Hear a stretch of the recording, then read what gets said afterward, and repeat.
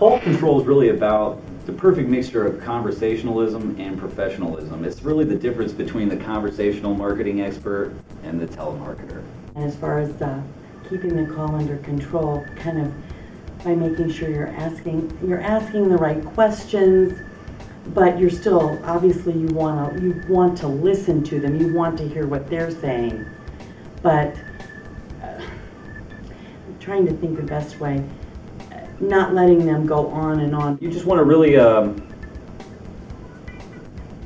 remember that you're the one calling them, and ultimately, whatever the case is, you want to try and stay on point with what it is you're calling about. Like as a conversational marketing expert, the idea is to be conversational with your contact. But at the same time, we all know those people that like to, sometimes give you a little too much information. You always just have to make them feel good, let them know that you're listening, but also respectfully let them know that you sometimes have to move on to that next call. I think even saying like, oh sir, I can appreciate that, Now, just to make sure I'm not taking too much of your time, of course, how about we get that, what's the best donor center for you? Controlling the call. So what that means is simply, it doesn't mean not being conversational, but we go into each call with the goal in mind. What's that goal? To get the appointment to donate blood. And so here's a recent example of me controlling the call with my conversationalism.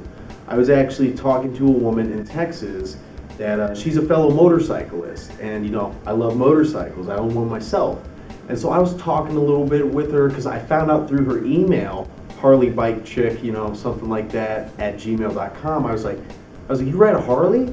And we kind of talked just a little bit about riding and how great it was, but at the same time, without getting too out of hand with that conversation, I tied it back in with something about donating blood.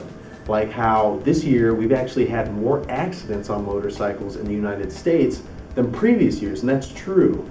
And since she was donating blood, not only is she helping out her fellow neighbors, but she's helping out her fellow riders like me if, God forbid, we have an accident. So effectively, I turned that around and used my conversational skills to keep control of the call. It's easier than you think.